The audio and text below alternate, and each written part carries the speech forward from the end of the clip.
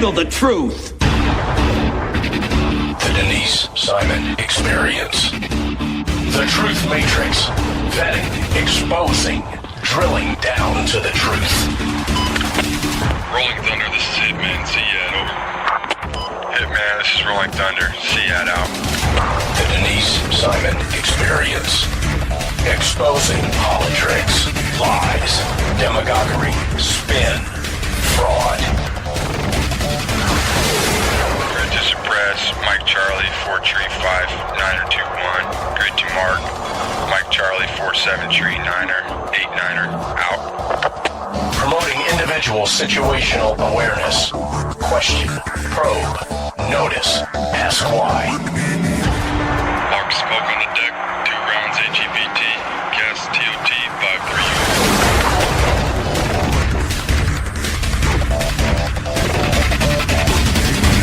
And now, the Denise Simon Experience. Hey, ladies and gentlemen, welcome to the Denise Simon Experience. We're about to spend some interesting time here with Jonathan Williams, who is the Vice President of the American Legislative Exchange Council. God, I hope I got that right, otherwise known as ALEC. 10 years that they've been at this, and they've come out with this report that's escaped my attention, and I'm sad that it has, but that's not the case any longer. So, Jonathan, welcome to the Denise Simon Experience. Well, thanks for having me on. As I always like to say, greetings from the land of make-believe, Washington, D.C. Oh, isn't that the truth? Who was it that I think said once, I think it was Donald Rumsfeld, that the reality of the world is outside the Beltway? Exactly, and it's so good to get outside the Beltway and actually work in the States versus Washington, D.C. You know, Ronald Reagan used to call Washington an island surrounded by reality, too. So that's another one of my favorites. And that's it. That's precisely it. Now, you have published from I guess quite some time now something called Rich State, Poor States. I like this report, and it's real interesting because if we've watched, Jonathan, what has happened here in the last, I don't know, month or so in Southern California, we've got some local legislators that are separating themselves essentially from the rest of the state on this immigration issue. And one of them, mayor, it escapes me which town this mayor was from, but they actually said this condition is no longer sustainable.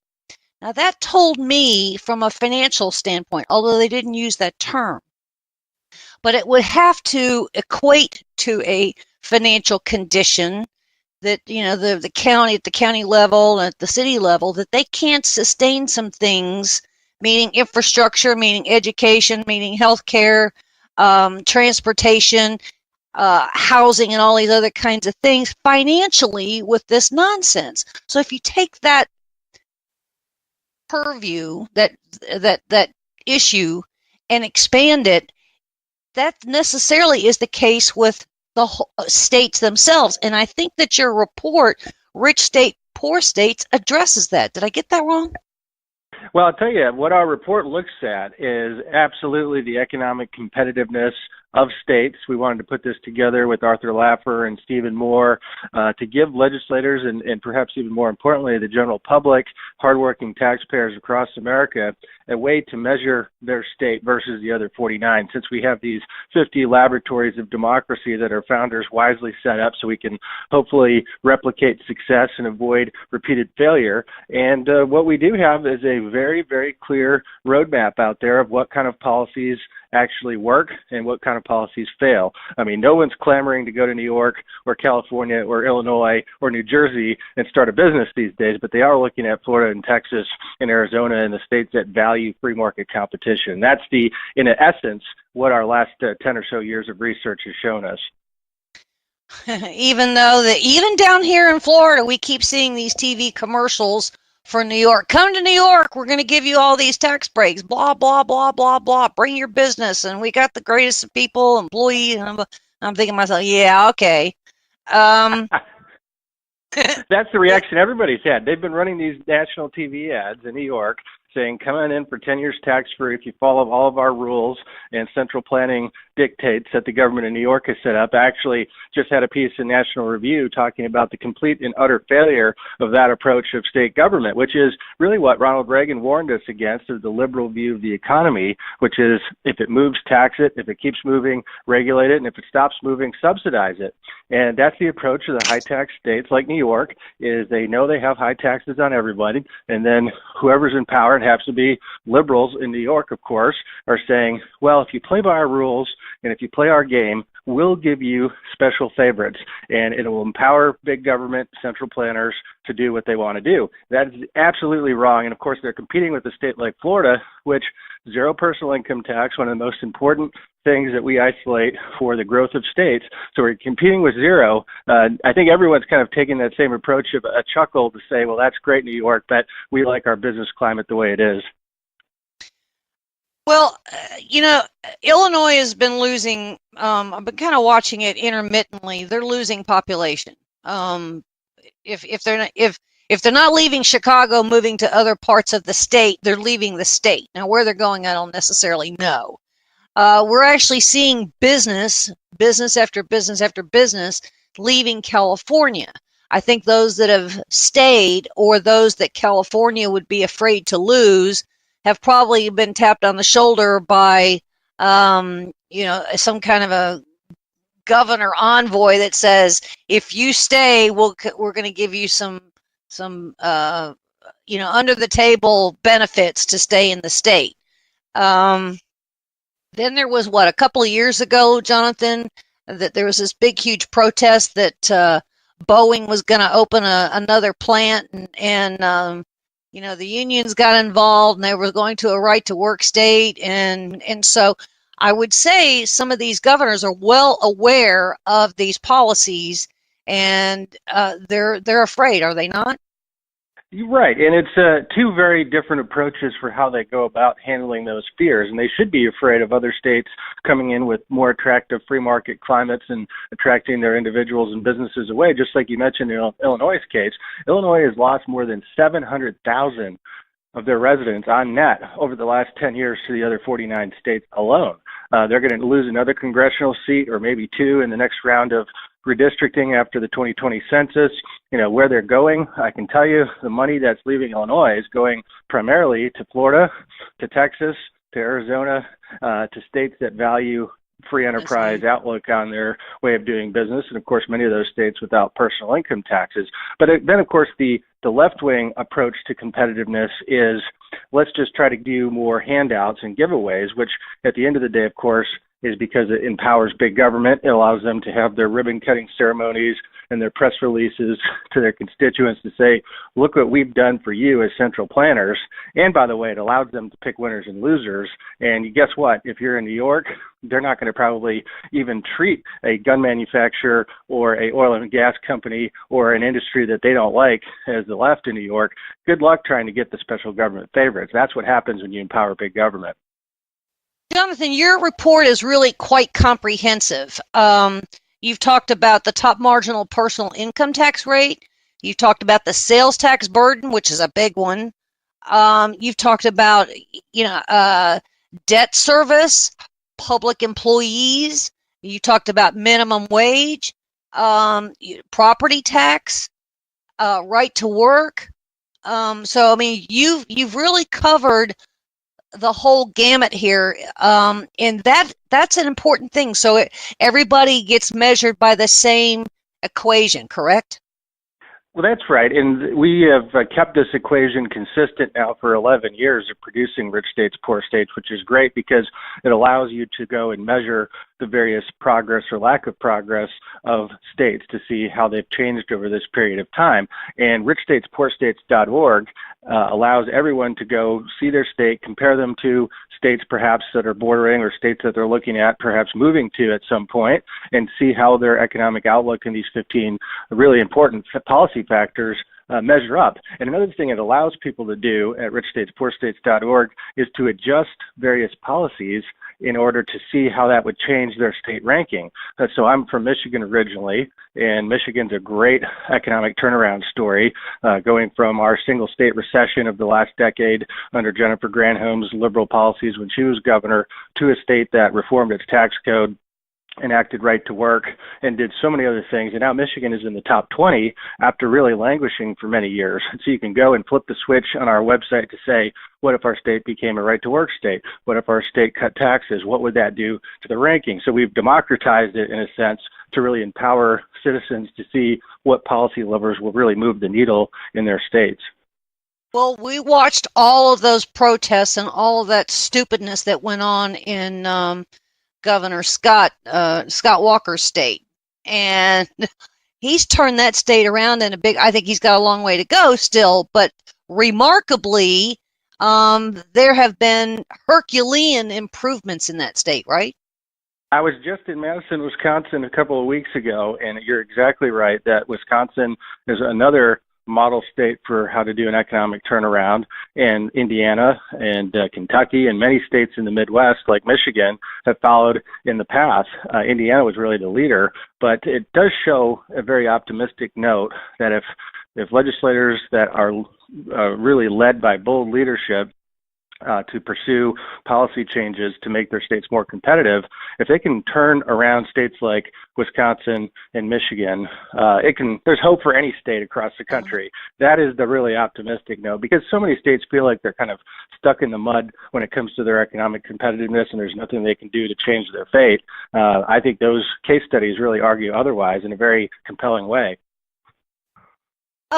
Well, I'm waiting for the moment that CNN invites you on so you can award the, 6 worst states out there. They need to have these trophies. And of course, those governors would not show up, and of course, CNN would invite you to do it.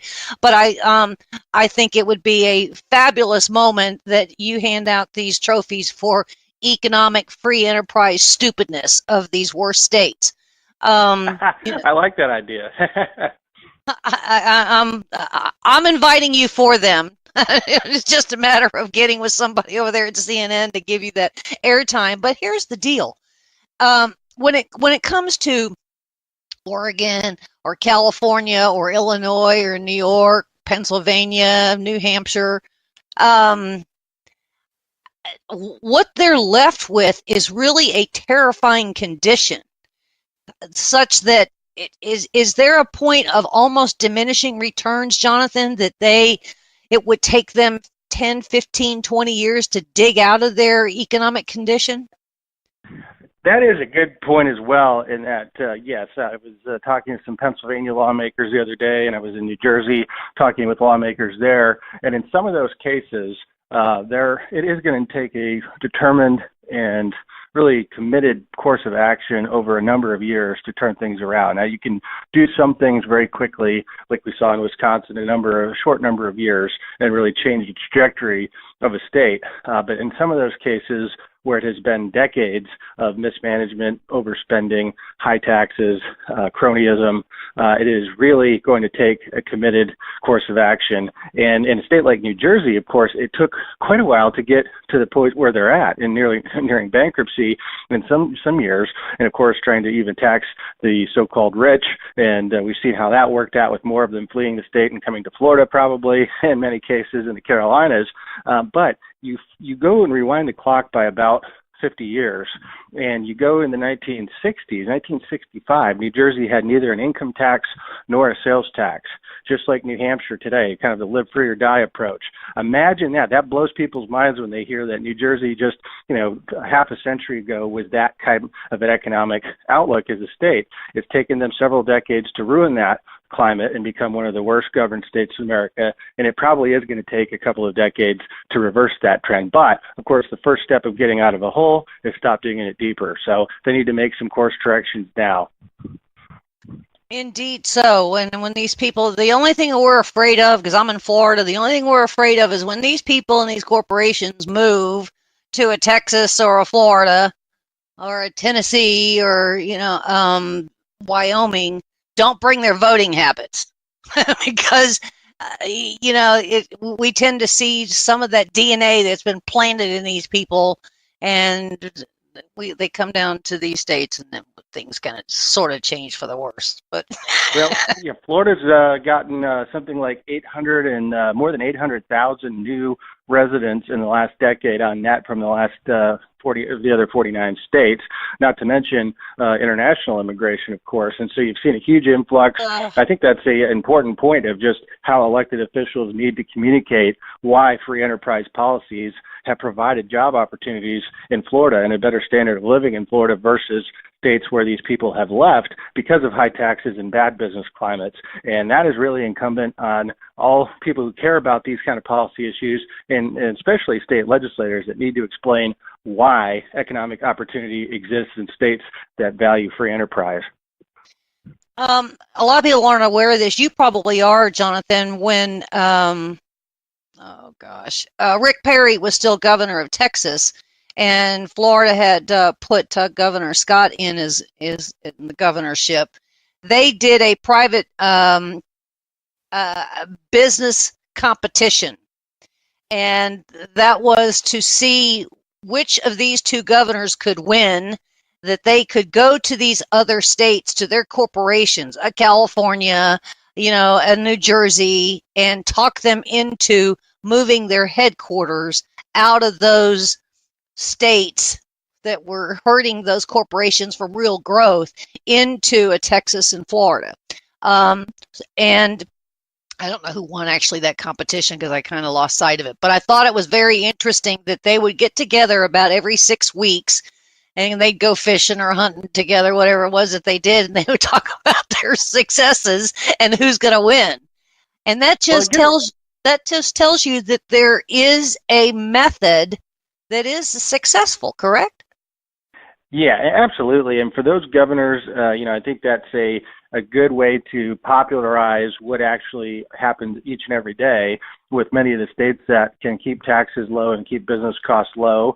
And those have been two of the most successful states, I think, for large reason, because both of them avoid personal income taxes and keep overall tax burdens low, have a good overall business climate. I think it does help raise some awareness. There were some big victories by both of the governors, bringing in some large businesses with many, many employees into the state to become a part of the tax base.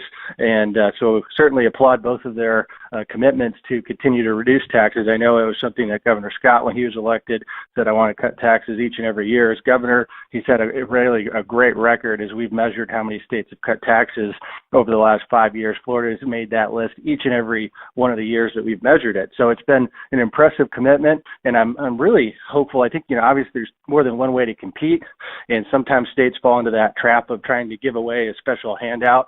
And I think, Florida and Texas have such strong resumes, if you will, as states, and their overall free enterprise outlook, that's why those states do so much better than the states like New York that can offer the world in terms of special handouts. But of course, people go for the fundamentals of the state economy.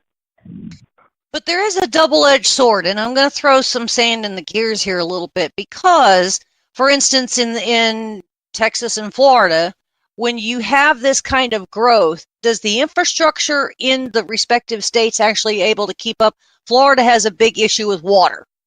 And then you also have a problem with schools and education, that you've got to expand that infrastructure into itself. That are the monies being earmarked such that when it comes to healthcare or education or transportation or water, that they can keep up with their respective growth?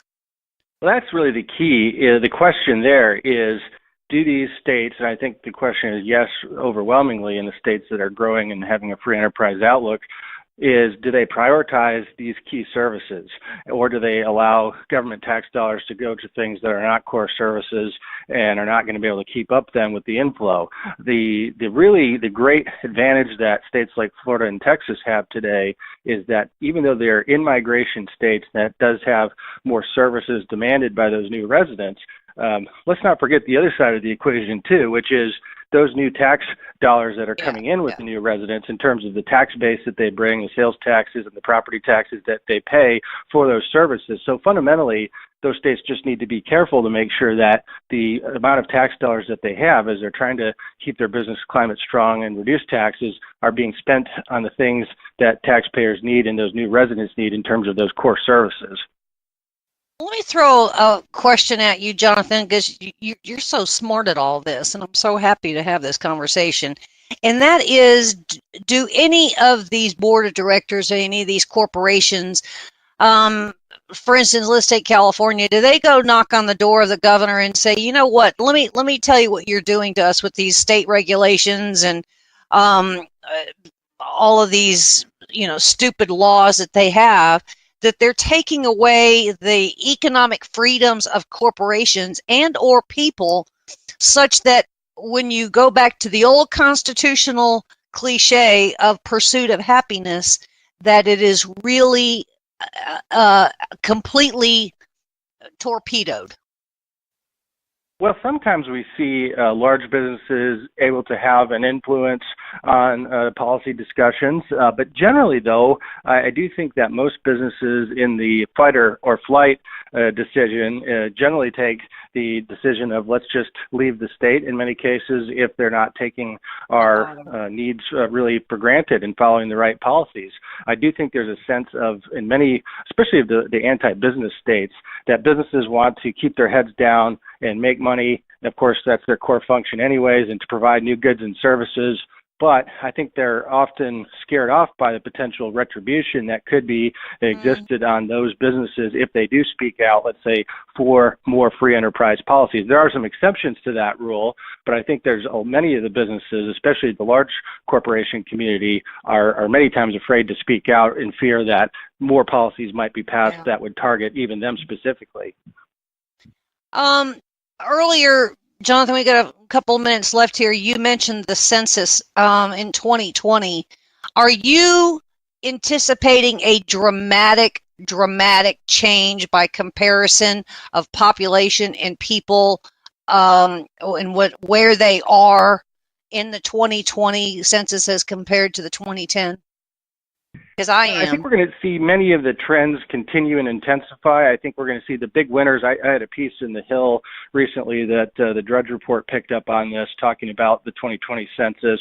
And based on current projections, Texas is going to be the big winner. They may gain another 3 to 4 U.S. House seats because of their population growth. Florida is going to probably gain at least 2, if not 3. And then, of course, the big losers, once again, will be states like Illinois, states like New York. Unfortunately, the high tax states are going to take it on the chin once again. And so people that are going to watch this, you really have to do some intellectual gymnastics to not recognize the trends there. The states that value lower taxes and more economic freedom are going to be the big winners of 2020, and generally the states that have high taxes and high business costs are going to once again be the big losers. And this is an extensuation of long-term trends, of course, but I think it's going to accelerate, and especially with states like Texas and Florida once again taking the lead. Well, it'll be a fascinating result in comparison over 10 years to see what, I don't know how long it takes for us to see these census results, 2 or 3 months after the census is taken. But, the work that you're doing over there at the American Legislative Economic Council, trying to sound, the clarion call here and what is happening, I think all of your work will necessarily be borne out in the 2020 census, and especially when it comes to, who else, what new people get moved around in Washington, D.C. and in the House. It's going to be an interesting year, and I tell you what, 2020 is going to be here before we know it, and once again, those results, I think, are going to be awfully clear to show that policy absolutely matters. State legislators can help control their own destiny, and of course, lower taxes, limited government framework is going to be the winner of the day once again. Jonathan, have you taken your rich state, poor state results and mailed it to these governors, or I would say forget the governors. I mean, they're going to do what they're going to do, especially in some of the states that are at the bottom of the ladder here. But in the winning states, to say congratulations, if you can't do your loser award, the door prize, maybe you can go the other direction. Have any of them taken a look at it? Oh, absolutely. Yeah, we send this out electronically and in hard copy to state legislators across the country and to governors and other financial officers of the states, as well as the business community. And, for instance, Utah is rated number one for all 11 years of Rich States, Poor States ranking. And I saw Governor Herbert the other day tweet out and share the message that they were once again honored to receive the number one award, and Governor Holcomb in Indiana. And I know Governor Scott in Florida's talked about it. Florida's had a great ranking at number 6 this year. So, yes, the governors and the legislators, especially in the top 10, really do say, this was a lot of hard work to get here. It's a lot of work to stay here, and we're very proud of these results. So it's always very gratifying to see when they are able to help amplify our work. Ladies and gentlemen, Jonathan Williams, please go visit richstatepoorstates.org so you can see where your state ranks. Excellent work, fascinating topic, and thanks for your hard work, Jonathan. Well, thank you for having me on. It's been a fun time, and look forward to talking again in the future. Yes, sir, indeed. And stay with us, ladies and gentlemen. More coming your way.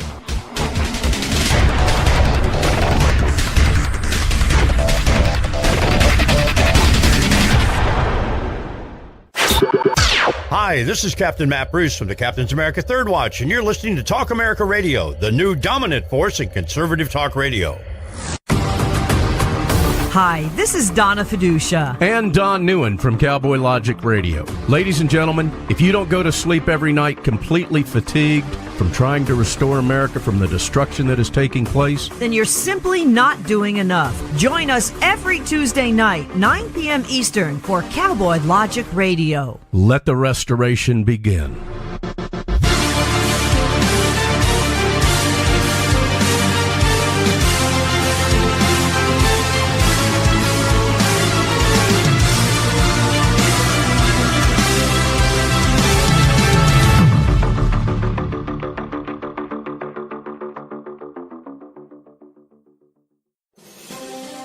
Donald Trump came to Washington vowing to drain the swamp and make government work for the American people. But the swamp creatures in D.C. aren't going down without a fight, and the deep state is determined to overturn the election and keep their gravy train rolling. In these turbulent times, it's critical for patriots to stay engaged and be prepared to defend this president. You can stay up to date on Trump's battle to make America great again by listening to America First Radio with Jim Dawes each weeknight at 10 p.m. Eastern on the Liberty Feed.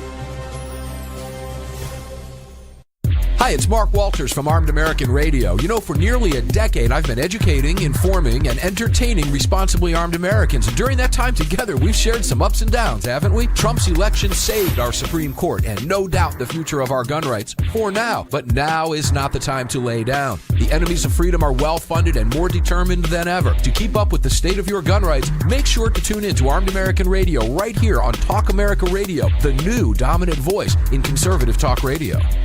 You're listening to your local news source, WLBB, News Talk 1330 and FM 106.3. KTA Digital Dallas. Talk America Radio. Simulcasting on WDDQ, Talk 92.1, Adel, Valdosta, Georgia.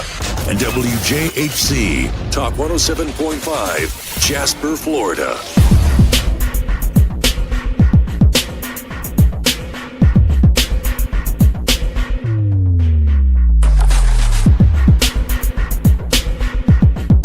Thanks, ladies and gentlemen, for staying with us here on the Denise Simon Experience. I've got the distinct pleasure of having Robert Rockaway with us, who is actually in Israel, and a fascinating history and resume to Robert. He is a very successful author, historian, and professor emeritus at Tel Aviv University. And he's going to share with us an interesting story that he's working on that I came across that I find to be really a real pivot point in history. And it could have been and should have been, and maybe it was. But Robert, thanks so much for being with us on the Denise Simon Experience. Oh, sure. Well, good morning over where Good you are. morning. Yes. It's afternoon where I am, but yeah, I'll tell you the story. Now, many years ago, a long time, not 700 years ago or anything like that. I've written books and research and taught all over the years, I began to think about doing something about Jewish gangsters. And very little had been done about it. And I felt that it was a topic that was very little looked at, always interested in me, maybe in another life, I don't know. But at any rate, I started looking at newspapers, started looking at asking for FBI files, and then I was fortunate to have kind of a godfather in a way who read one of the things that I wrote. And then he wrote me in Israel and said that he was coming and he very much wanted to meet with me. And we did, and we hit it off. And this gentleman said, well, how can I help you? And he told me the story of his father, who had been connected to mobsters way back when in the 1920s and 1930s. And he talked about how he's supporting many of these people who are, retired, quote unquote. They were men in their 80s when I interviewed them, late 80s. And so I went to the States. I interviewed them. I taped them. I asked them about their background, how they got involved in crime, and were they ever ashamed, et cetera, et cetera, et cetera. And they told me their stories. And one thing I know that I could mention, they all said that they're not sorry for what they did. That was in crime, the Prohibition era and afterward. But they are sorry that it brought shame to the family. And that always stood out in my mind. I'm not sorry for what I did, but I am sorry that it shamed my family. This concept of what they were doing was not an honorable profession, and that it impacted on their families, and if they were married, on their children, certainly. But on the grandchildren thought it was, oh, wow, what the historians say, that the third generation wants to remember what the second generation wanted to forget. So at any rate, I interviewed these men, and then I got, through him and others, I got to interview people who were retired, quote unquote, and living in Israel and in Florida and other places. I got to interview Meyer Lansky in 1980, and that was interesting. Yeah, I know. He, interesting guy, and people say, were you afraid? I said, what afraid? Everybody was in their 80s. It's like going to an old age home, and they're all excited that, when I would come in, they'd say, they'd be...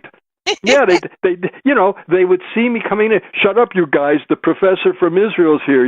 Shut up! And then they would start talking. I would just let them talk, and I tape recorded many of them. I have the tapes and everything, and they told me about their lives and things. Well, one of the men that I interviewed, and I interviewed him in Israel, and this was back in 1988, so it's some time ago. It was in a cafe, a seaside cafe, in a suburb of Israel, across from a hotel, and it was very pleasant. It was an August day, and we sat at a table, and he said, well, you seem like an all right guy. Call me Dutch, which was his nickname. Where they get these nicknames, God only knows. But at any rate, we were talking, and he told me about his life and what he had done, and I asked him questions. That he grew up in New York. He left school at an early age, 13 or 14, and would rob from push carts and from storekeepers in the Jewish area, etc. And then he graduated to being a strike breaker, which hired by, sometimes by the unions and sometimes by the owners of these factories, clothing factories and others, and politicians use them. Also, we can't be naive about American history in elections, to threaten people going in to vote so they would vote the right way. Anyway, he was telling me about his background, and then he told me something interesting, and I listened. I wrote it down. I still have the yellow pad in which a couple of pages that I wrote about it. He said that in 1933, he was approached by a respectable Jewish man who said that a group of Jews from New York were organizing or trying to raise a group of Jewish gangsters who spoke Yiddish, because Yiddish is a language that's very close to German, to send them to Germany to assassinate Hitler. Well, I listened to him, and I didn't want to embarrass myself or him by saying, what? What are you talking about? Anyway, he told me the story that he talked to some of the boys, and he said that, but the FBI got involved, and they felt it would be bad for business, so they dropped it.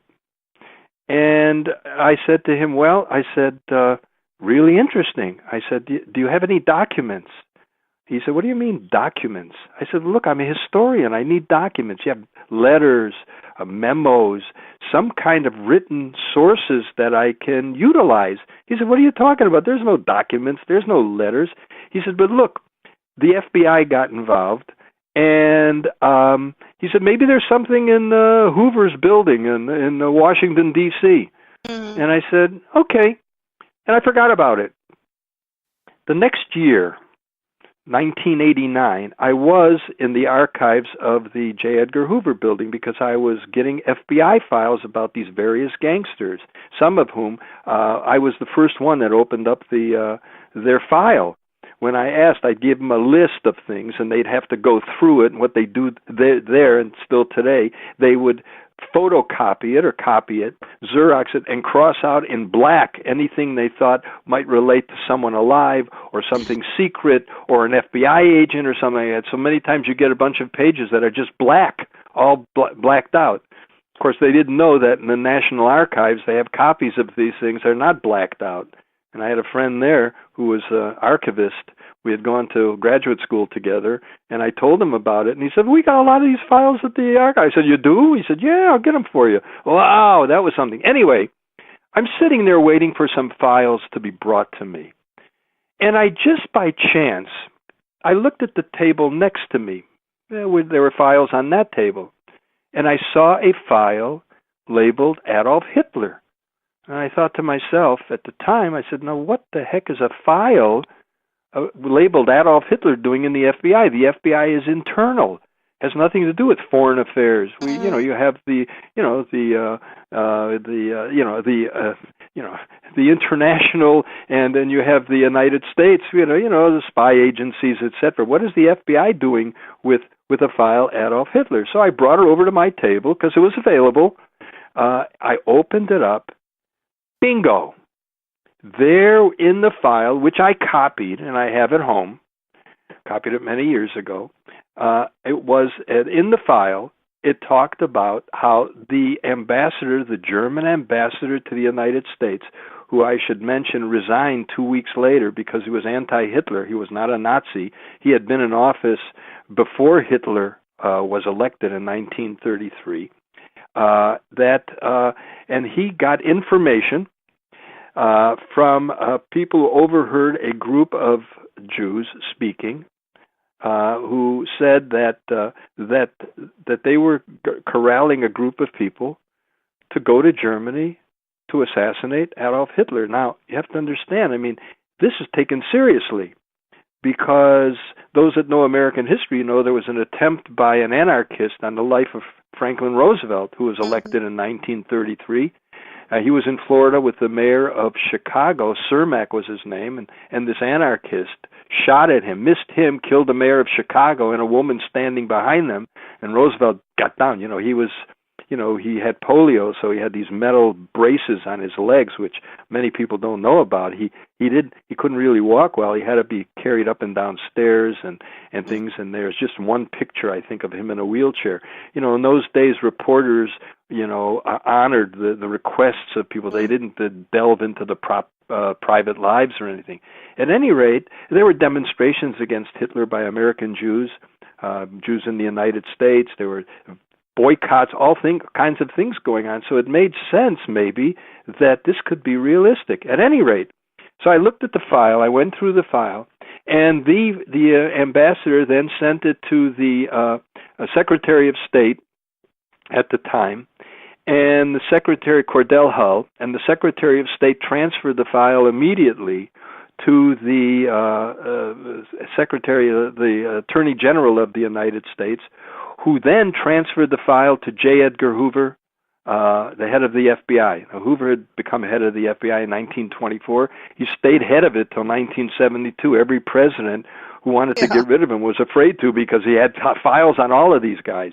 So he stayed in office. At any rate, Hoover took it seriously because there were things going on. Now, the American public didn't know much about Hitler. He had just been elected himself in January. let me interrupt here, because that's Sure. that's what's the most fascinating thing. I mean, how is it that the Jews here, these gangster Jews here in the United States, knew enough about what was necessarily coming or what Hitler was about that they wanted to assassinate him in 1933? Right. Immediately, those that know some German history or just general history, as soon as Hitler came into office, immediately, they started passing all kinds of laws against the Jews, removing the judges and removing the attorneys and throwing them, pulling them out of the courtroom, throwing them down the stairs.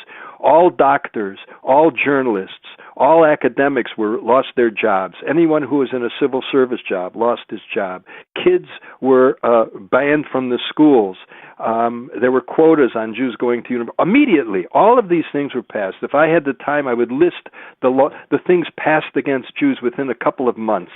And the object of the Nazis was to get the Jews out of Germany. There was not yet the Holocaust, but there was the attempt to get them out, because in Hitler's ideology, it was a war between the Jews and the Aryan race, the Germans. Right. It was a fight to the death, life or death. And so in a fight to life or death, you do everything you can to eliminate your opponent. It's either him or you. And so the object was to get them out of Germany. So they made life miserable for the Jews in such a way that they would be forced to leave. Well, the other side of the coin is, where would they go? What country really wanted them? The United States had immigration laws. France had immigration laws. English had immigration laws. The British didn't want Jews coming to Palestine to upset the Arabs more than necessary. And so you had that happening. It was right away. But it was aware. People were aware. Jews were aware of what Hitler was doing, because the laws were passed.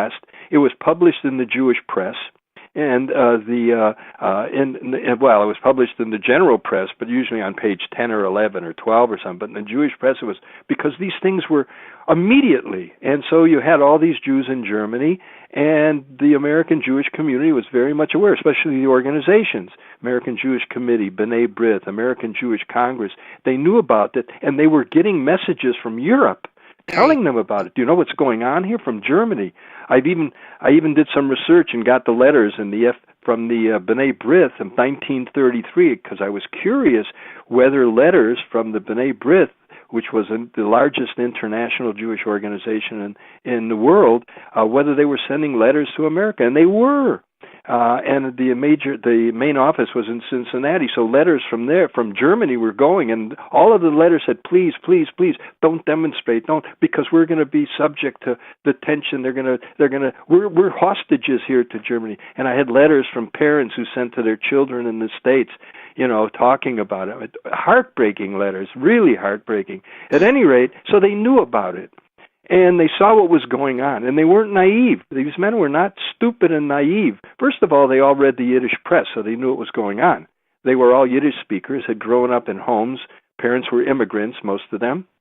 Even if they had been born in the United States, that they knew Yiddish, because that was the language the Eastern European Jews spoke at home. Parents were all immigrants, and many of them were born in the United States. So they learned their trade, quote unquote, not from Europe. They didn't come to America from Europe as criminals. They learned the trade in the United States, whether it was in New York or Detroit or Chicago or Minneapolis, Minnesota, or Newark, New Jersey, or Kansas City, wherever there were large Jewish communities. You had these men, streetwise tough guys, and you had other ethnic groups involved, the Italians especially, and both groups have supplanted the Irish who had come before them, etc. And so this thing was credible. And from the information in the file, this is going back and forth. So they're chasing around after these people, trying to find them, who, what, where, and they get information from Phoenix, Arizona. Okay, they get information from New York, a suburb of New York, upstate New York. They get information from Detroit. They get information from Chicago. And so the FBI is chasing around. Hoover set up a special group, and they were in touch with the agents in Los Angeles and agents in Philadelphia and agents in New York.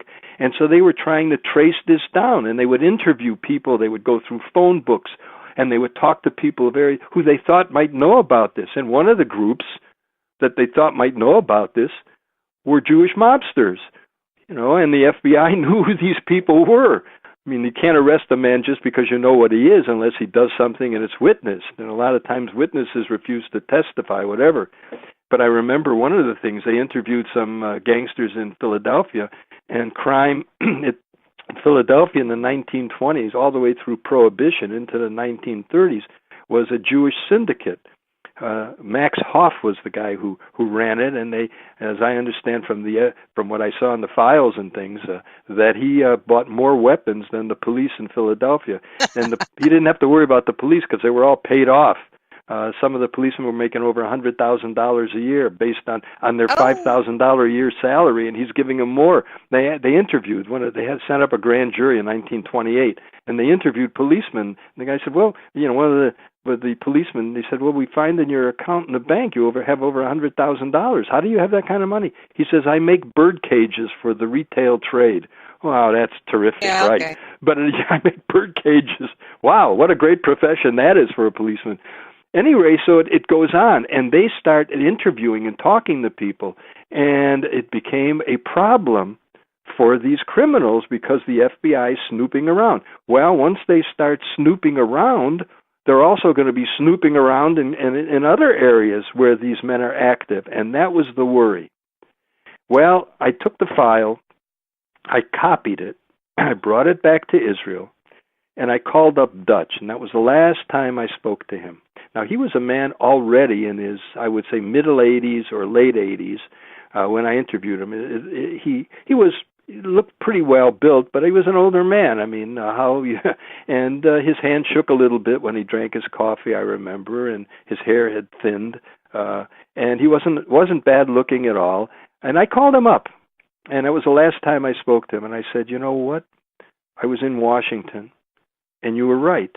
I came across a file that told me or verified what you had told me a year ago."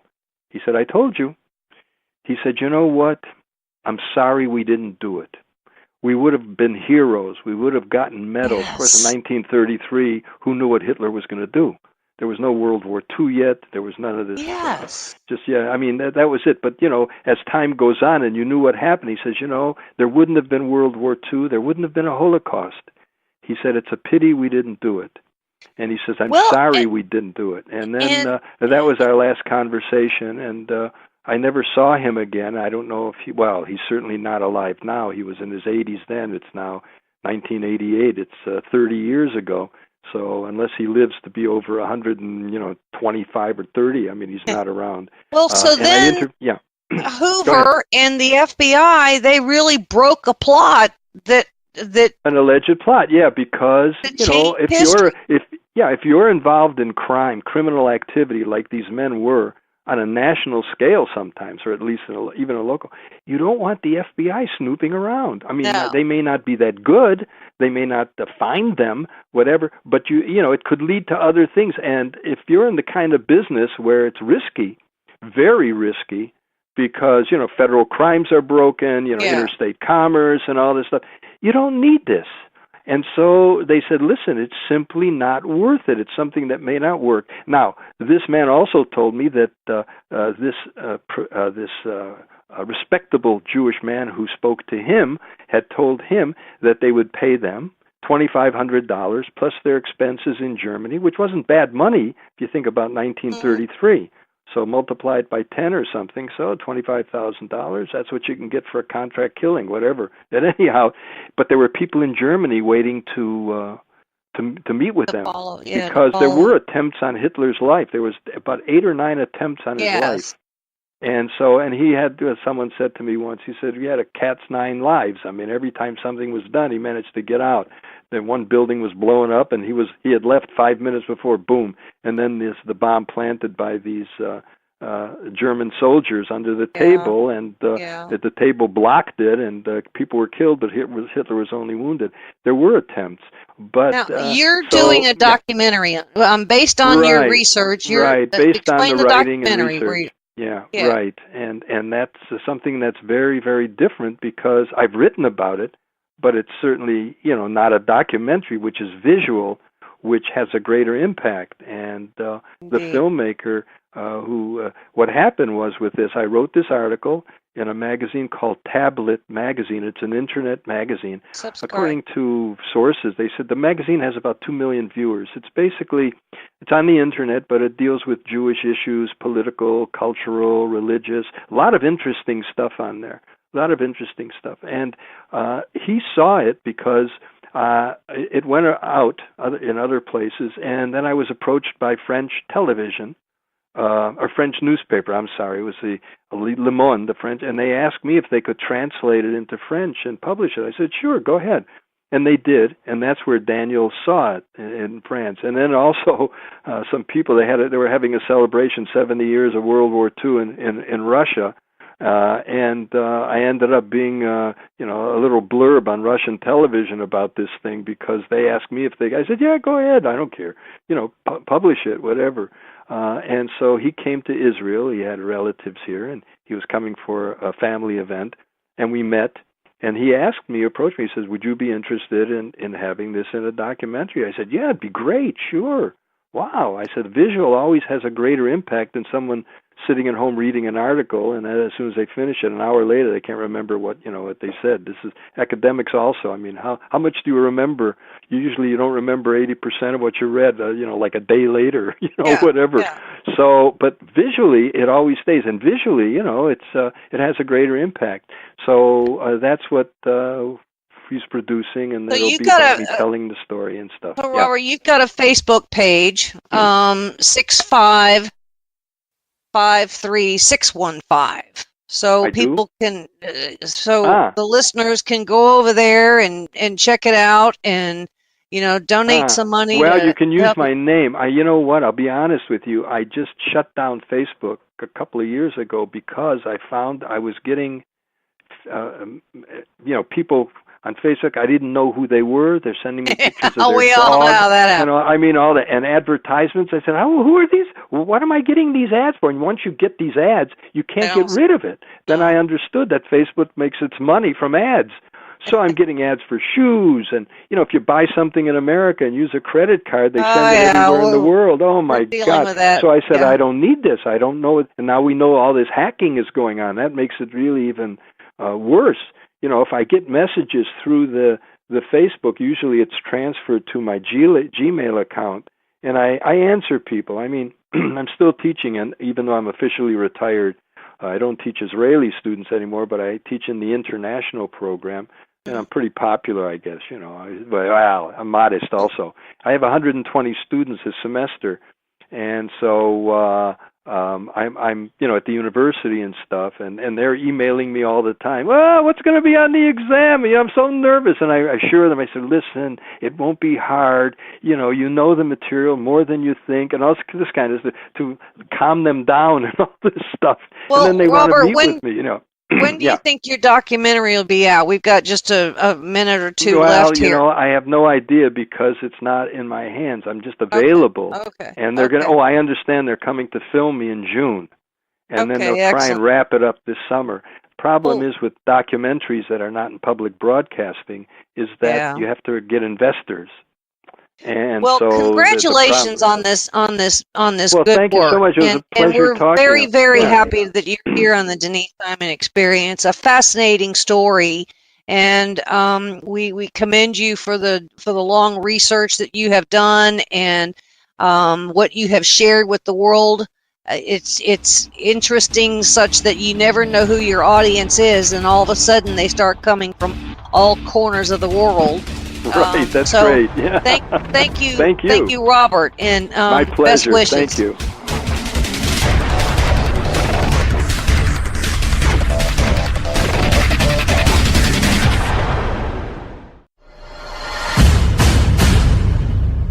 You can't handle the truth.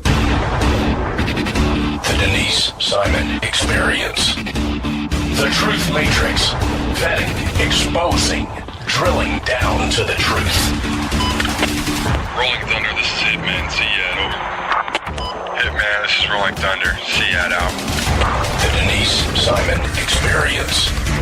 Exposing politics, lies, demagoguery, spin, fraud.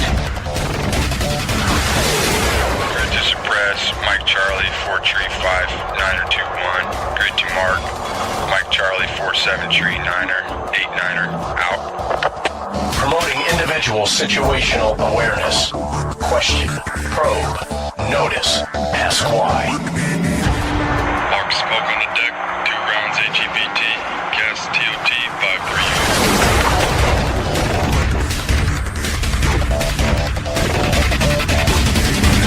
And now, the Denise Simon Experience. And thanks, ladies and gentlemen, for staying with us here on the Denise Simon Experience. You know, we don't talk very much here about Planned Parenthood, and I'm not quite sure I know why. So we're going to take this occasion to kind of segue a little bit from that topic, but to kind of stay on the same thing. And I've got the distinct pleasure of having Kim Woodward Osterholzer with us. Yeah. And Kim is actually the author of a book that is just hitting the bookshelves. And the title of the book is A Midwife in Amish Country, Celebrating God's Gift of Life. Kim, thanks so much for, one, writing this book, and 2, for being with us on the Denise Simon Experience. It's my pleasure on both counts. Thank you for having me. Let me start off by saying, is going through your book, it tells me that you almost had to have some kind of a journal, some kind of a, oh yeah, I don't want to say a diary, but really more of a journal that, you know, I also see a lot of God's hand in what you've written here. Is that what you have done as you helped to birth over 500 bouncing babies? Yes. I have a whole bookshelf filled with my journals. I've been keeping journals, a daily journal, since I was about 20. And there's probably, 50 journals. So, yep, I just went back between my journals and my records. Then I just used those to write the book. And what made you keep these journals? Is it because of this? I guess it's really kind of a life destiny / adventure for you, wasn't it? Yeah, it sure has been. The thing that really inspired me initially to keep a journal was my grandfather was in World War II, and he was over in Europe during World War II, and my grandmother was here in the States. And they wrote letters back and forth, and then they also were pretty good about keeping journals. And it really struck me as a young woman, as I was so grateful to have those remnants of my grandparents' life. They actually burned the letters, which we couldn't believe they burned the letters, but it really is such a blessing to have a written record of the people who went before us. And we think we'll remember, you think you remember what's happening today, but you don't remember as much as you think. And so I remember thinking that at the very least, if I was going to live my life, whatever would come of it, for my kids' sake, I wanted to have a record of it. And of course, I feel like that just was providential, like God was guiding me to that, because I couldn't have written the book the way I did, for sure, without having those journals to refer to. So, Kim, I think it was a generation before us that actually, maybe 2 generations before us, that did journalize or keep diaries. They didn't have to be a lot in the entry day by day, right. But it just had to necessarily be there. I mean, that's really, I think, where the power of the pen was really born. Do you think? I agree with you. And you wouldn't look at my journals and say, oh, here's the book. But it's enough, each day is enough to jog my memory. And then, enough to jog my memory and get the story flowing in my mind.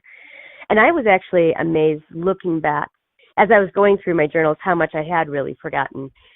And it was a chance to really see from a different perspective the amazing things God really has done in my life, through my life, and from, the opportunity to be a midwife, the opportunity to be a wife and mom, and to be at the births of 500 some babies is, I just can't, I still am not over the gift that is. And it was really fun to relive it. No, it has to be. And I can think of an awful lot of people that really need to, especially those that just think abortion is just so commonplace and, just as garden variety kind of, stop at the drive-through kind of thing.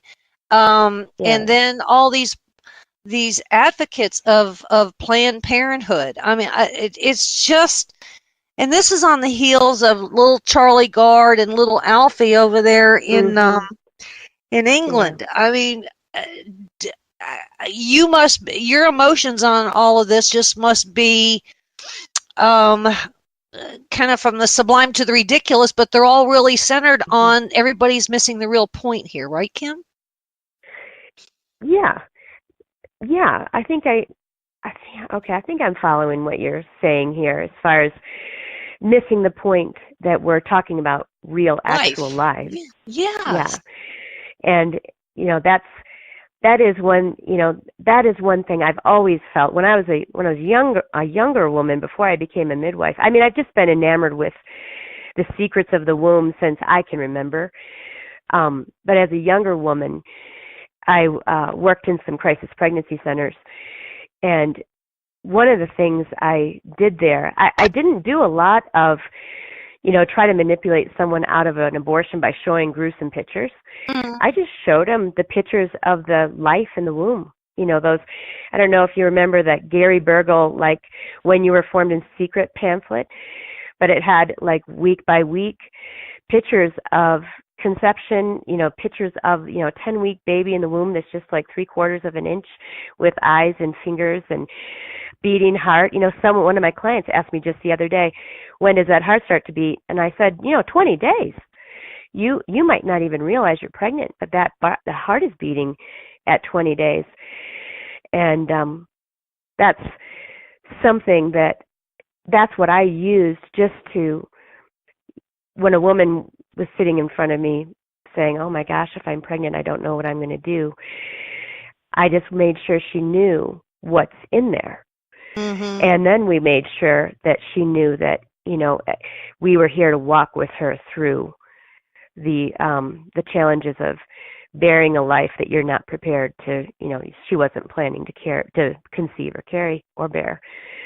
But yeah, that's, I think one of my favorite parts. Everybody teases me because all the colors are my favorite color, and everything's my favorite. And I just really, I don't know where that comes from, but one of my favorite parts of midwifery is as we're able to start hearing the baby's heart beating in the womb. I use an instrument called a fetoscope, so it's like a stethoscope, only it's a little bit different.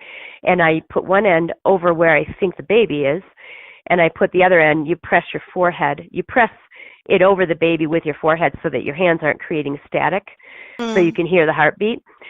But you have to be right on the baby. And you'll be, usually with the fetoscope, I can't hear it till 19 weeks or so. But it's so, one of the most fun parts of that is you're finding the baby, I'm pressing this fetoscope on it, and it's responding to me. Kick back, wiggle, shift, the heartbeat goes up faster. And if I have, and seeing a mom and a dad and their 3 kids are there too, we all take turns listening, and you can really start to see the personality of that tiny person, even from 20 weeks. And then it's fun to walk with the family as the child grows, and then of course the birthday, when we all get to see the child for the first time with our eyes. It's just, I still, like I said, I don't know if I'll ever get over this. I'll never get over my job, but.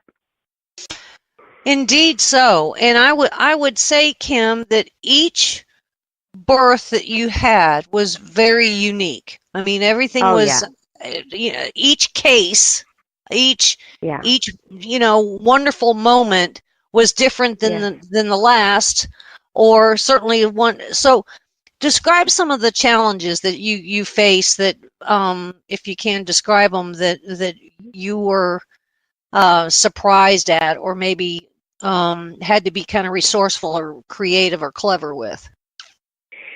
As a midwife, or are you talking about like Yes. from the book when I was As a getting midwife. started? As a midwife, well, there are challenges, and I can give you a good one, and it relates to working with the Amish. And one of the first, we're working at people's homes, so it's not like we have a whole medical team at the ready. And because birth is a normal event and if it's properly supported, is generally not complicated. If that weren't true, we would not do home births, I can assure you. But most of the time, it's fine for the birth to proceed at home, but that doesn't change the fact that, yes, there's challenges. Like in some of the Amish homes, especially when I started, they didn't have like hot water from the tap. And a lot of times, like just like the hand pump would be at a sink, and there might be a reservoir in the back of the wood stove where you put water in the reservoir, and that's how they heated the water. But we just take for granted things like hot water running out of your faucet. And I remember showing up at a birth, and with my preceptor. This story's in the book. And the dad said as we walked in, "Hey, what can I do to help you?" And I said, "It would be great if you would heat up some water on the stove," which we really do that. We really do pots of warm water on the stove. And he said, "Oh, well," and he pointed out the window at the windmill that wasn't moving, and he said, "There'll be no water today." And I said, "There has to be water," And I just said, "There has to be water. We have to have water." And he went to a neighbor's with a 5-gallon bucket and borrowed some water. And then we still had to heat it. That. And then we had to heat it. Yeah. Then we got it all heated up on the stove, and they were having I think it was their 9th or 10th baby. And I've done quite a few births in that particular house, but for different families over the years. Wow. And the woman who gave birth to that baby, several of her daughters and some of her sons ended up being my clients later. So I've done births. I've probably done 40 births for that family. Yep. Wow. Yep. And so I guess then, because you do one and then you do the other, then the whole Amish community knows Kim, right? Yes, yes, and that is Kim. I didn't really anticipate. Dial 1-800-KIM. Well, one of the things you have to be careful of with that in mind, though, is everybody knows my car. Now, I live in Colorado now. My daughter's also a midwife. She took over my practice when I moved here. But it's the same for Hannah. But everybody knows the vehicle. So, and then the Amish it's interesting. They're an interesting blend of private and really nosy. So they want everyone they want to keep their privacy, but want to know everything that's going on with all their neighbors. So, and the word travels fast. So we've had to do things like show up at a birth and find a place to hide the vehicle. So the people getting up and driving down the road don't know Kim's at so-and-so's house. So that's a challenge. And, yeah, it's interesting. It's fun. Now you did this for how many years? I've been catching babies for 25 years. So the first baby I ever caught will be 25 in July. And I've been a midwife for 15. Goodness. Now, yeah, so I did a 9-year apprenticeship. Okay, that's kind of where I was going. So you went through midwife school and did an apprenticeship, correct? I did. It was completely an apprenticeship. So the school, as far as the educational element of it, was self-directed. So I didn't attend a school. I just attended births with a midwife. Actually, she was my midwife for my 2 kids because I had them at home. And then I went to births with her for 9 years, and I studied on my own. And there's elements of things you can study on your own, things you have to be taught. Anything I needed to be taught, I would arrange for a teaching session with my midwife. And then at the end of when we got to the end of the 9 years, probably the end of the 8, my 8th year, then I started the process of applying for certification with the North American Registry of Midwives, and they have a process for midwives who've gone through an apprenticeship route to demonstrate we have the skills and knowledge necessary to practice well. So that took about half a year. Goodness. I mean, so that into itself is some real dedication. I mean, you just never let up. Yeah. So this was truly a calling for you. It absolutely was a calling for me, and it really was a calling for me. And besides what I've already mentioned, you know, I actually came to the table pretty queasy, kind of a queasy-ish person. And the first birth I ever saw, I was a teenager, and I fainted when I saw it. It was a hospital birth, but I had some, I don't know how to explain it besides I had an encounter when I was 15. This was after I fainted watching the hospital birth. And I read a book about a midwife who serves the Amish in Pennsylvania. And I finished that book, and I knew God was calling me to that. I remember telling my mom, who knew I fainted. I mean, I fainted when I was 12 at this other birth, and at the birth video, and I came home and told her I was not only never getting married, like not going to have a baby, I was just not even going to get married because we weren't going to risk me ever having a child. So 3 years later, I told her I was going to be a home birth midwife, and she just about hit the floor, you know. But I knew I was called by God to do that, and I did spend quite a bit of my first few years battling nausea. It was battling feeling like I was going to faint, but that was mostly when we were, you know, with that. If we were giving shots or drawing blood or suturing or something that involved hurting somebody, I really struggled with that. But I did it. I managed it. So, Kim, there's and it was the grace of God.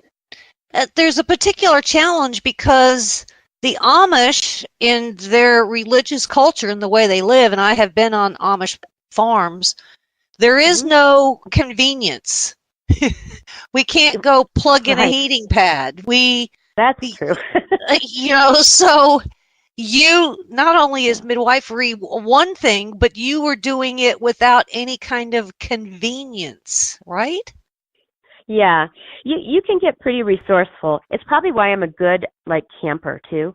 Like you learn how to make the most of what's at hand, and it's what do they say? Invention is necessity is the mother of invention. You know, and you just find your way around the challenges, and we're always all midwives. We're always talking to each other and saying, "This is what I figured out, and this is what I figured out." It is nice to serve an English family, but we English as far as not Amish, where you can plug your phone in. Yeah, and my daughter, she's a mom of two little girls, and she's got to plug her breast pump in, you know, and do that around birthing. But yeah. Now you have actually delivered babies outside the Amish community, correct? Oh yeah, yeah. Okay. Probably a third of my practice has been not. Okay, all right, including all three of my grandbabies. All right, so you have gone from the easy methodology to the resourceful methodology in all of this. Yeah, back and forth. Woo! Hence, your journals must be fascinating. Yeah, I mean, probably. I'm kind of used to them, but that's the thing is, I finished this book, and I don't know, by the time you're finished with a book, I thought, I don't even know if it's good anymore. I didn't even know if I liked it anymore. I was so tired of it by the time I was done. So it's been really refreshing to have my advanced readers read it and say, "Oh my goodness, this is so great." This entertaining stories and this and that. So I guess so. I guess it is. They are fascinating, but there is an element of kind of being used to it at the same time, I guess. Yeah, I mean, you kind of almost babies, desensitized, and for the reader, you're sitting on the edge the whole time. I mean, there's a lot of emotion in the book. Yeah. So it was your own personal history, but it's everybody else's history too in this book, right? Yes, it really is. And that's one of the things that I hoped would come through the book too, is that, realizing you have something you're called to do, and it's invariable that it will have challenges embedded within it. But it's so essential to press into what we're called to do and face the challenges. And even if you get knocked down, get back up and keep pressing forward. And I was hoping that element of my story would really come through and be inspiring to other people as they read it. And I've gotten feedback that it is, and I'm really pleased about that. Well, you're kind of taking us, when, in the Amish community, you're taking us kind of back in space and time. And, because, there was a time that we didn't have all those conveniences as an English culture. And so I think all of us can actually endure much more than we think we do. And I think that's a big message because you also had, an almighty power with you. Yes, that's the truth. And when you say endure more than we think we can, it's funny because I was just talking just the other day. I talk all the time to everybody every day. But anyway, I was just talking to someone the other day, who was saying, why would you have a baby at home? When you could have it in the hospital, get pain medication, not feel it. They take care of the whole thing for you. And, besides, there's a lot of reasons that's not necessarily ideal that we could talk about. But one of the things that I have really found personally, because I did birth both of my babies at home, and then what I found with my clients too, is we are capable of doing so much more than we think. We're women. God gave us these amazing bodies that are designed to give birth. And I feel like it's such a disservice to women, to the message that we speak in American culture to women is, you can't have a baby vaginally without pain medication, that alone. And of course we can. Women have been doing that since the dawn of time. And the thing I was really talking about with a client,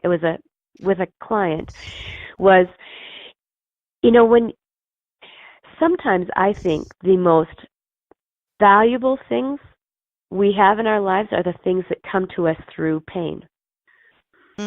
Well said. And so it's, and there's a time and a place where, like, there's a time and a place for assuaging pain, and there's a time that we don't need more pain than necessary. And there's a time and a place to transport from home to the hospital for medical assistance.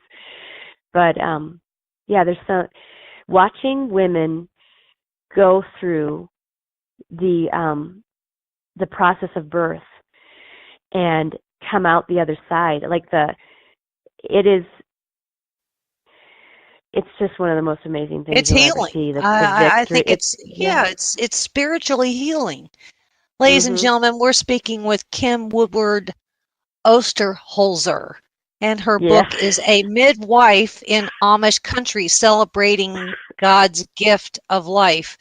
Remarkable work you've done here, and thank goodness for your journal. But we're going to come into a break.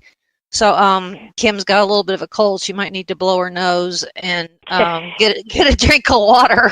And on the other side, we're going to get in a little bit deeper here, because there's a lot of message. There's a lot of insight and inspiration in Kim's work, and certainly in her book. So I ask all of you to stay with us, because there's much more to come.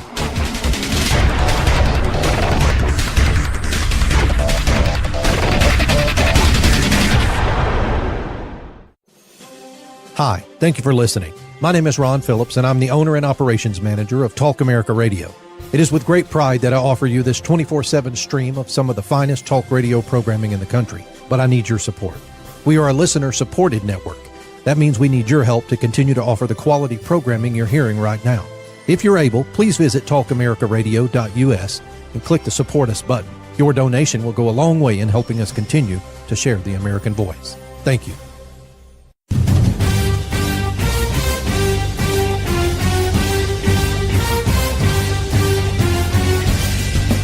This is Don Newen, co-host of the Drive Time Sit Rep. Join me as I call in to my Intel analyst, Denise Simon, for my daily situation report, or Sit Rep, the Drive Time Sit Rep. Check talkamericaradio.us for more information and show times.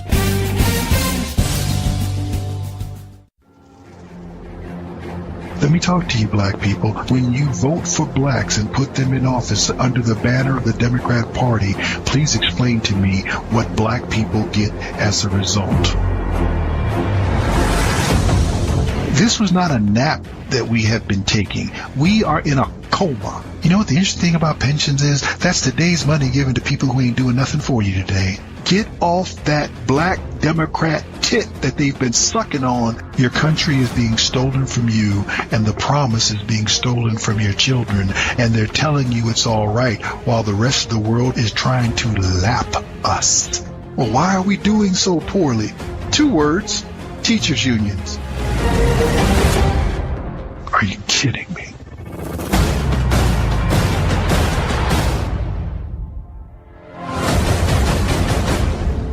Black Man Thinking, Monday nights, 9 p.m.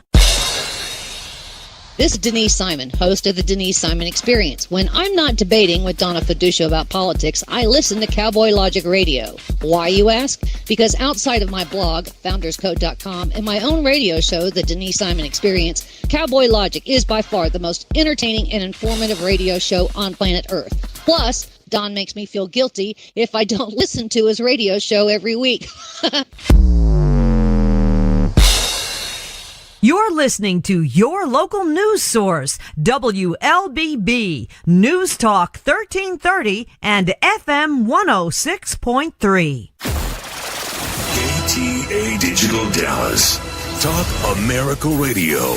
Simulcasting on WDDQ, Talk 92.1, Adel, Valdosta, Georgia, and WJHC, Talk 107.5, Jasper, Florida.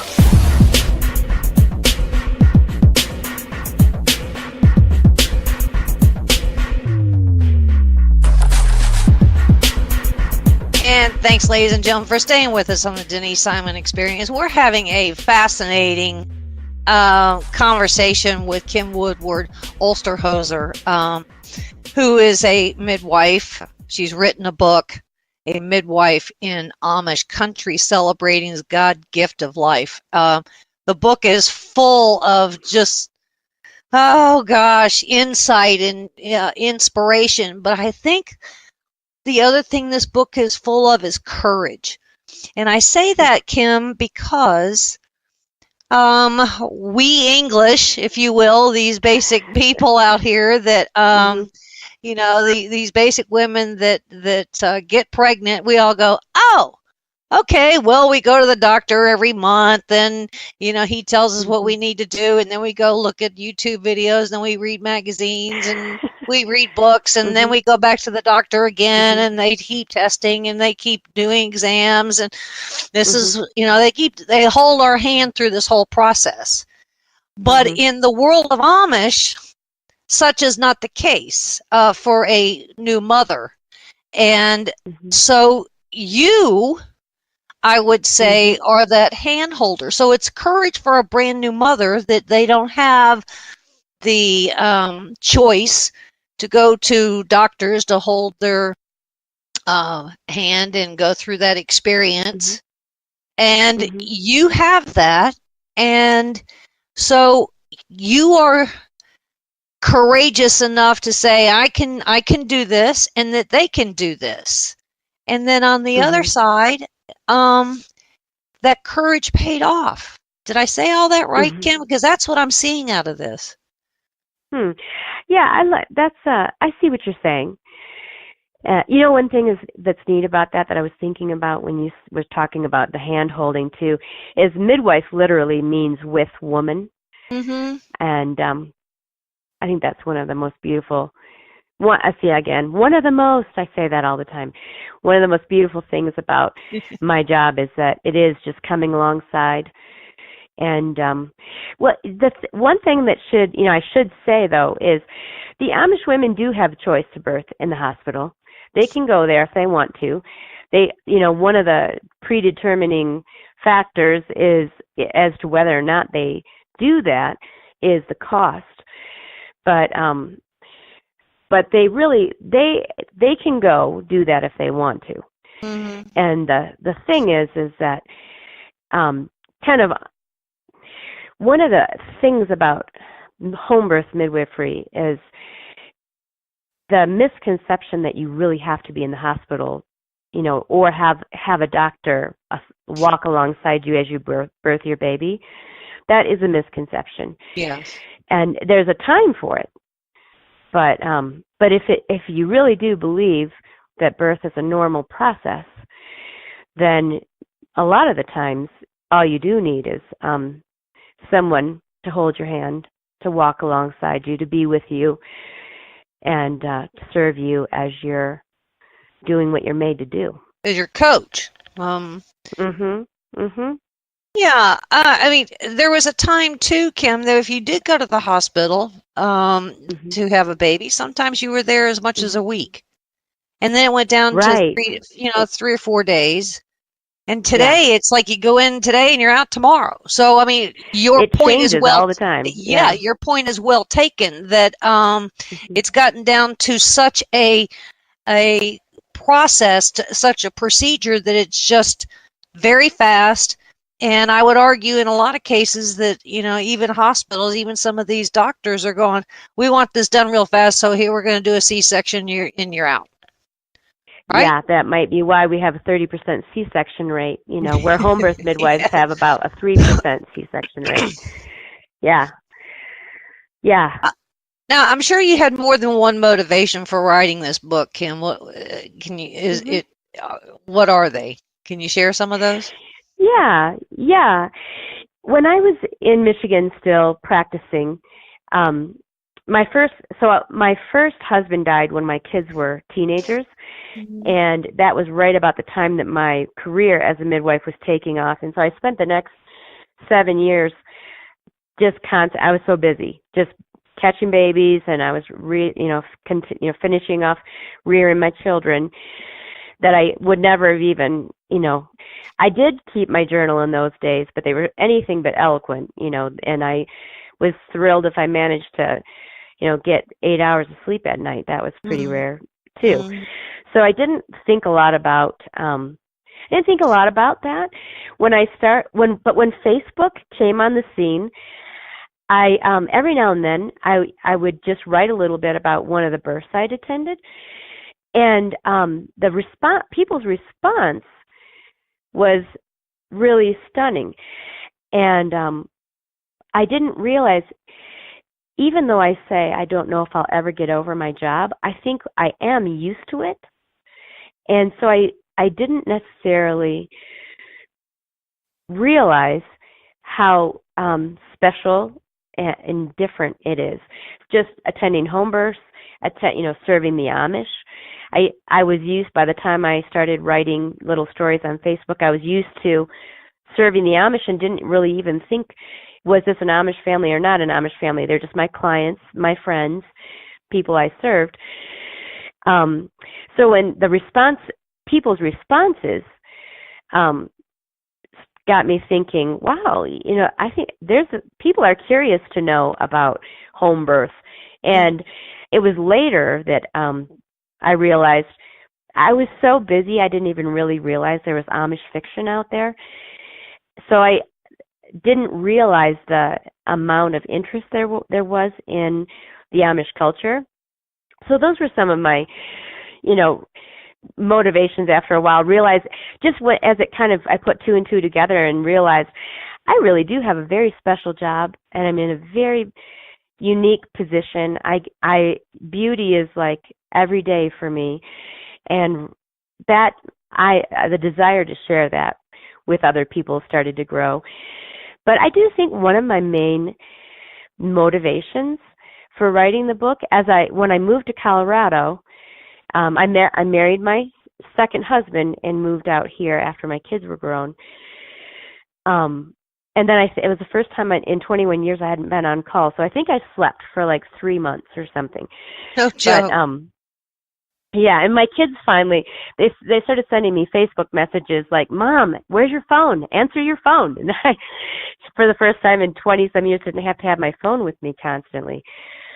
But then when I woke up and I started thinking about maybe I really should write about this story, get started writing about this adventure that's been my life.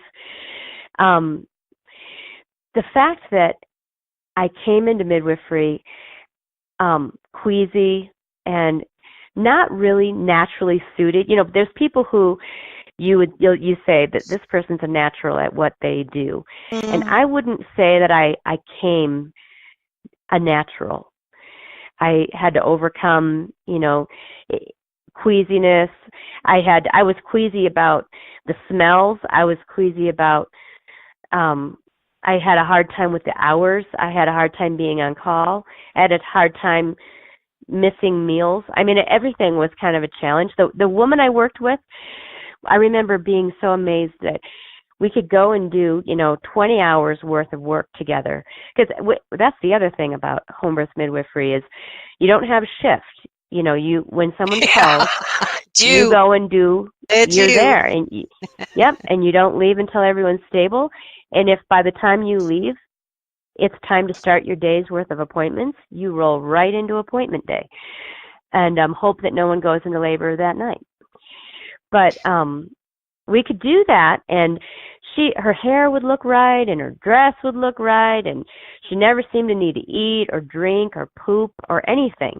And I'm over here, like, every time we got in the car, I'd fall asleep. I'm like, I've got to get some food or I'm going to die. Of course, I was pregnant my first year, too. Ah! But, after my first year, I really thought, I remember thinking, I am not cut out for this.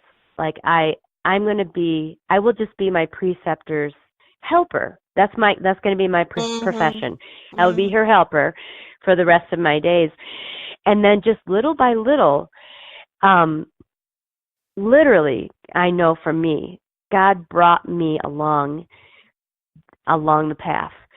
And it didn't come fast. I know people who get through with their midwifery training in just a couple of years. It didn't happen that way for me. It was definitely a long process, and there were many times along the way when I would just say to God, "Is this what you've called me to do? Because if it is, you have to make it happen." And and then one day, 2002, I got a letter in the mail that said I'd passed all the requirements. I passed my exam, and it was as fast as that was over, and that's where you hear people talking about, I would like to do this, but I don't think I can. Mm-hmm. I would like to do that, but I don't think I can. Mm-hmm. And I would like to say, I didn't think I could either. Mm-hmm. Just try. Like it's worth trying. Whatever it may be, whether it's being a midwife or whatever other chosen. Yeah. Exactly. That, whatever you are made to do, and you are made to do something. I firmly believe that about every life here as for a reason. Yes. As a destiny. And there's nothing sadder to me than someone not who pursuing it. Yep, exactly. Let's kind of go over to postpartum blues, and for the men that are mm-hmm. listening out there, they're probably rolling their eyes. But mm-hmm. A form of depression for mm-hmm. some women does kick in after the birth of a baby. Yes. Did you encounter that? I did encounter that, and I actually experienced it myself after the birth of my son. And so it was horrible to go through, mm-hmm. but I am glad I did go through it, because if there are any men out there listening and rolling their eyes over it, they, if you're married to a woman that's birthing any of your babies, open your eyes to it, because it's a serious problem if you are one of those women who struggle with it. So yeah, by the time my son was almost a year old, I was suicidally depressed. Wow. So, and one of the things I learned about depression too was I never told my midwife I was struggling. Like, it never actually crossed my mind to tell her that I was struggling. And by the time I realized, it's kind of like the frog in the pot, where I didn't really realize what rough shape I was in until I started having thoughts of suicide. And that's when I finally told my husband, wow, I think I need some help over here. So that's been something that I keep in my mind when I'm working with the moms I serve, and actually ask them specifically, how are you doing? How are you feeling? How are your emotions? So. Well, yeah, I mean, it affects everybody in the family if they're paying attention. Right. For those that are affected, and sometimes it can last a week, sometimes it can last a couple of years. I mean, it's every case is different, for sure. Yeah. Now, what did you learn? I mean, you have your own faith. Is there a distinction between yours and that of the Amish that you learned in your travels? Yeah. We all are, technically it's all the Christian faith, but I really do believe as a Christian that salvation is a free gift. It's a gift. We can't earn it. That's actually the point of Jesus, is we can't earn it. And so within the Amish community, though, it's definitely different, where I think that I think they would almost technically say, yeah, they believe that, but they do believe that if they don't, once they're baptized into the Amish faith, which that doesn't happen until adulthood, but once they're baptized in the Amish faith, if they don't follow the rules of the Ordnung, which is like the unwritten rules, and those rules are subject to interpretation per district, per bishop over each district. But whether or not you can, ride a bicycle in your district, you might be sinning. You might be putting your soul in jeopardy if you ride a bike. I had women, a woman that I served, I remember one time, they sold eggs from their home, so they had a lot of English people coming to the door to buy eggs every day. And she was very self-conscious about her pregnant body. And I said, can't you wear a smock maybe over your dress? And she said, no, that was against the rules of their district. So to even, wear a smock, to feel modest was considered a sin. And she was going to go ahead and just be uncomfortable rather than, jeopardize her salvation. So that's the main difference I've found, more of a works. I don't know if they would say it was a works faith, a works, branch of Christianity, but from what I've observed, it really is. You have to drive a buggy, no matter the time of year. Sure. You have, yeah, and you have to do your laundry practically by hand, and at 3:00 in the morning, or your salvation is at risk. So that's the main difference in between the way I believe and the way the Amish believe, that I've found. Now, I'm sure that you have kind of kept pace with Planned Parenthood. What are your thoughts? I mean, do you think that Planned Parenthood, Cecilia Richards, and all of it? I mean, I think they need to read this book.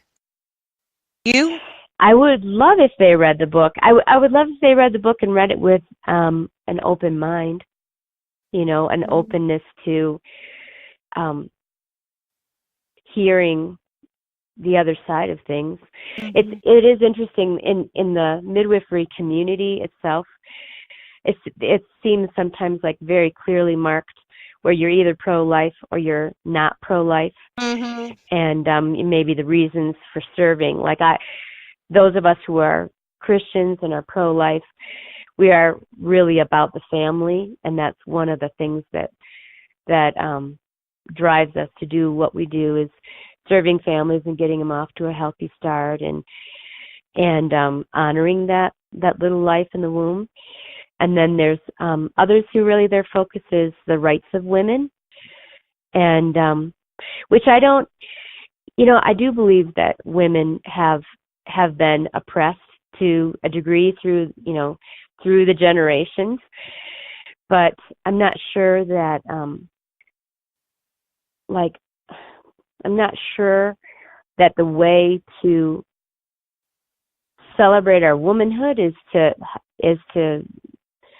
eliminate the lives from our wombs.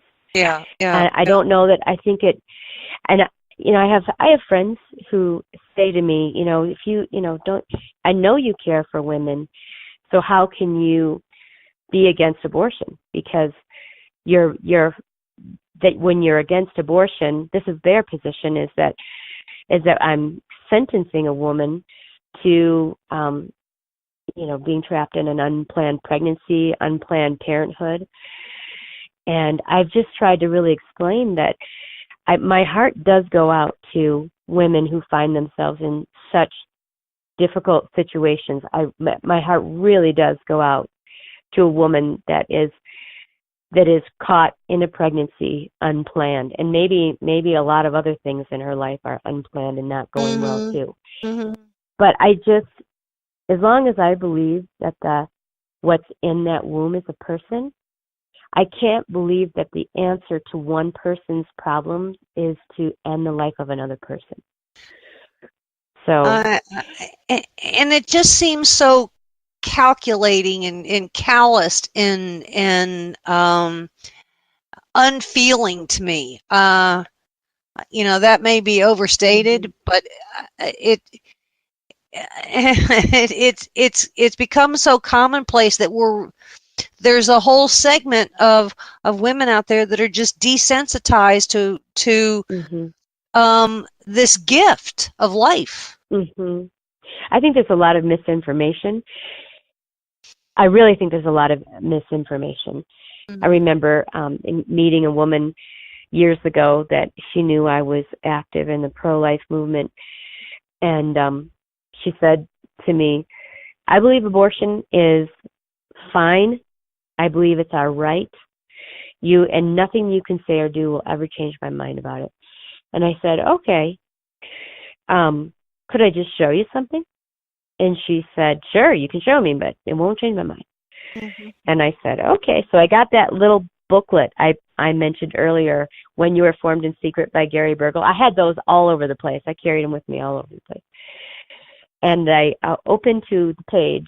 They have a picture of an ectopic pregnancy. So it's that 10-week baby in little teardrop-shaped amniotic sac. 10-week baby, I think it's about 3/4 of an inch, little head, eyes, fingers, toes. And I just said, that's what's in there. That's what's in a womb when a woman's having an abortion. And she said, she just said, wait a minute, what? And I said, yes, that's what it is. I'm not making this up. I'm not lying. It's not just a blob of tissue. It's a real person. Yes, it's teeny tiny. Yes. And it can't speak for itself. But its heart is beating. It's lit. It's alive. And it's not. Think about this. It can have a different blood type from its mom. It's not. Mm-hmm. It's not its mom. It is a separate. It depends on its mom, but it's not the same person. And she changed her mind about it and said, y'all ought to get out here with those booklets and make sure everybody knows about this. And I said, we're trying, But I think there's a lot of misinformation. There's no doubt that, a doctor who performs abortions, they know what's in. They know. Sure, they do. They have to know what it is. There's no way you can't know. You study it in school. And I don't know. I'm not gonna. I don't know what is going on in their minds. I don't know. I do know I do know a couple doctors that are for abortion, perform abortions, and they really do seem to do it out of compassion for the woman. But still, I'll never be able to say that killing one person is the answer to another person. There's got to be a better way than that. Yeah, and I'm going to be a little callous too, because I mean there are hundreds of methods out there for a woman to keep herself from getting pregnant, from conceiving. I mean, you can even be redundant at the same time, using more than one method at the same time to ensure 100%. But I mean, we've become so cavalier and so desensitized to it all that I think now that some of that dialogue is changing here just a little bit, and I'm happy for that. Some of the stigma is at least there have been some discussions and things have been debated. So I think I see a little bit of movement on this needle. But Kim Woodward Osterholzer, that we've been speaking with, the author of A Midwife in Amish Country, Celebrating God's Gift of Life. We've covered a lot of material here, Kim, everything from postpartum blues to how dedicated you are to this, your schooling, your challenges, your journals, and all through this, there's been courage, there's been inspiration, there's been the guidance of your God and Christianity and what life is. I mean, life, when you think about a human body and all the things that are the whole engine into itself, and to have the ability to deliver precious new babies that can go on into the world and do some remarkable things given that chance. And I think your book has got hundreds of messages. There's some humor in it. There's a lot of emotion in it. There's a lot of being on the edge. And I think that you've done a great service to all of those that read it. Even if, a newlywed couple that may be thinking about, conceiving, they don't have to necessarily have a midwife, but they understand life and they understand so much more. So your book is a public service, and I thank you for that. And I wish you lots and lots of good luck with the success of the book. And thanks so much for all that you've done and being here with us on the Denise Simon Experience. Well, thank you for having me, that's for sure. My pleasure. And thanks for being with us, ladies and gentlemen, on the Denise Simon Experience. We'll see you again real soon.